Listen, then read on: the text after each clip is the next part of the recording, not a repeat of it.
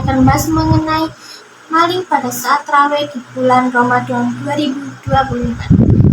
Kalian pasti sudah tidak asing mengenai maling pada saat tarawih. Benar banget, karena maling ini udah sering terjadi sejak tahun-tahun sebelumnya. Apalagi maling sandal terutama. Ini biasanya maling sandal itu kebanyakan dilakukan oleh para bocil-bocil, ya kan? Tapi ternyata orang dewasa juga ikut-ikut. Maka dari itu kalian harus berhati-hati, benar berhati-hati pada saat tarawih, karena memang bulan Ramadan ini marak kejahatan. Kalau tarawih aku saranin ya, kalian harus pakai sandal jepit, minimal yang udah buluk, yang nggak ditukar. Kemudian yang kedua, pastikan ada satu orang yang jaga rumah, minimal satu orang yang jaga rumah. Kenapa? Karena zaman sekarang ya, maling itu nggak cuma sandal, tapi ada juga maling isi rumah.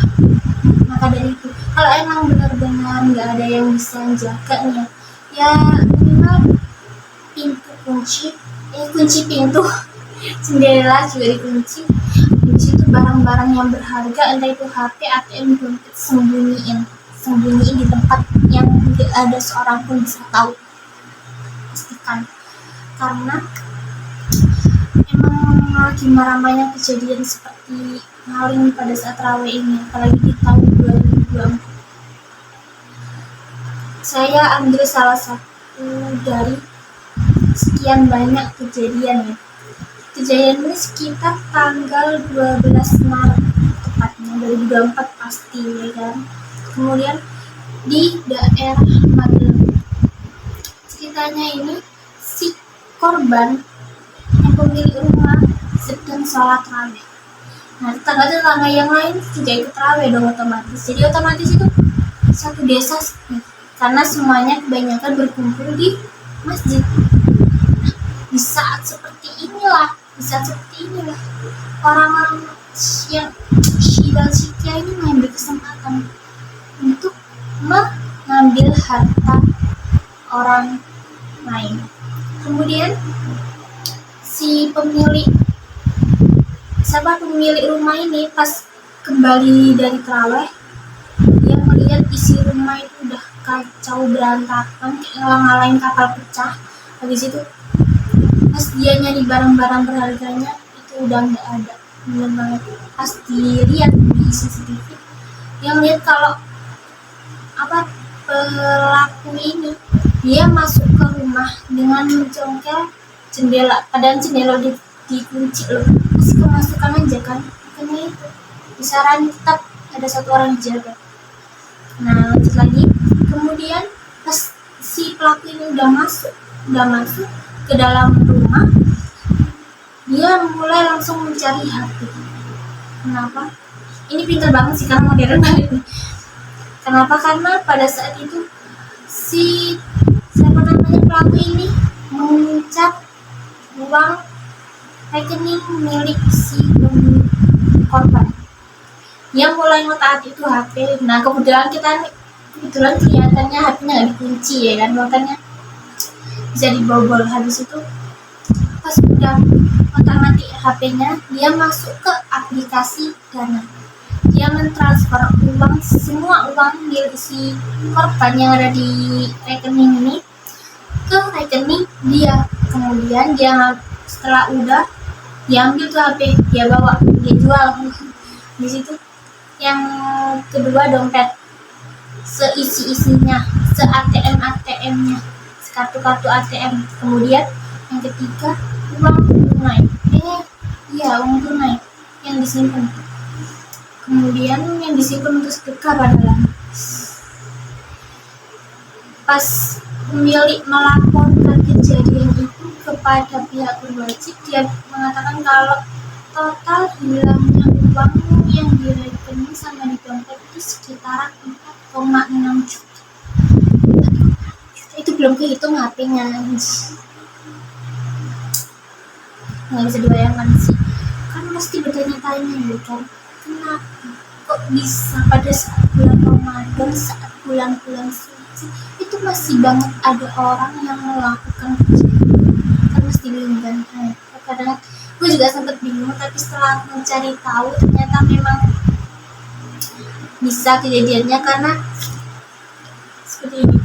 Kalian pasti pernah mendengar hadis Anna Nabi Hurairah radhiyallahu anhu Anna Rasulullah sallallahu alaihi wasallam qala idza jaa Ramadan, ketika bulan Ramadan tiba, futihat abwaabul jannah, pintu-pintu surga terbuka. Kemudian waghulliqat abwaabun nar, dan pintu-pintu neraka tertutup. Wasufidati syayatin, dan syaitan-syaitan diikat atau dibelenggu. Menurut para ulama, hadis ini itu ibarat kata kiasan atau isyaratlah kepada kita. Bukan benar-benar maksud setan itu diikat, enggak. Jadi gini, maksud dari pintu-pintu di surga terbuka itu ketika pada bulan Ramadan orang-orang kan berlomba-lomba meningkatkan amal mereka, meningkatkan pahala mereka, dan pada saat mereka meningkatkan pahala mereka, otomatis pintu surga itu terbuka, ya kan? Pintu surga terbuka. Kenapa? Karena pada saat bulan Ramadan itu amal-amal kita dilipat gandakan daripada bulan-bulan yang lain. Karena memang bulan Ramadan kan belum istimewa, ya kan? Saat kita membaca Al-Quran biasanya dinilai 10, tapi ketika Ramadan itu bisa nilainya 100. Jadi ketika kita membaca Alif Lam Mim, itu yang biasanya nilainya 30 sekarang 300.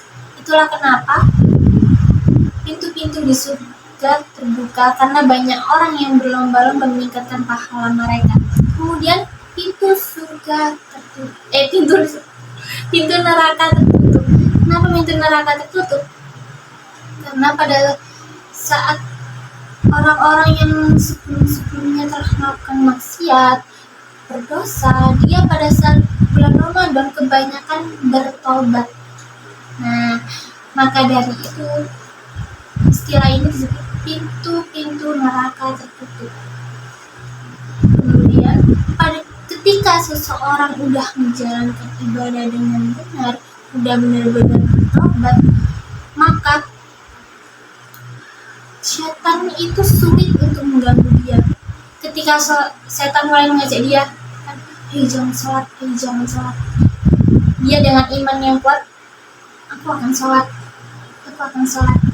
Ketika setan mengatakan, jangan puasa,